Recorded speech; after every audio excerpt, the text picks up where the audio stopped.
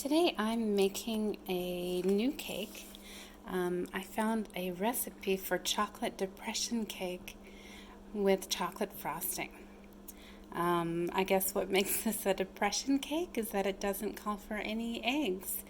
So I thought it might be a low-cost way to enjoy a chocolate dessert. At this point, I have mixed up mixing the ingredients for the chocolate cake,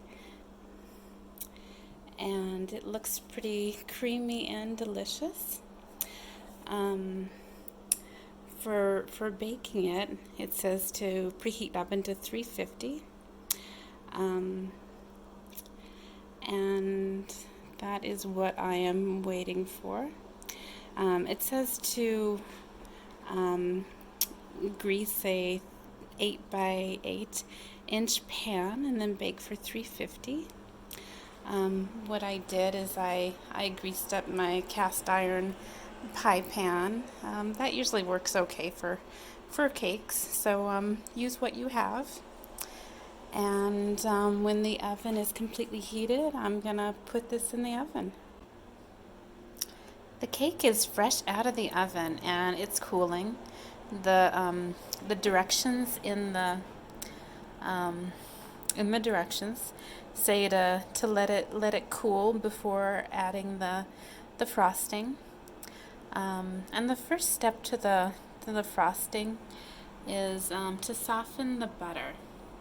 My oven is still cooling down, and so I've just placed the butter in a small bowl on the oven to kind of let it soften a little bit and get up to room temperature so it's easier to work with. I do not have a microwave, so using the heat from the oven is definitely the way to go. The heat from the oven worked really good to soften that butter. And the instructions say to start with 1 tablespoon of heavy cream or whole milk. I decided just to use half and half. And the instructions say it could take 1 tablespoon up until 3, depending on what kind of consistency you're looking for. And I stopped at 1 tablespoon. That seemed to be a good consistency for the frosting. And here is the finished cake, complete with frosting.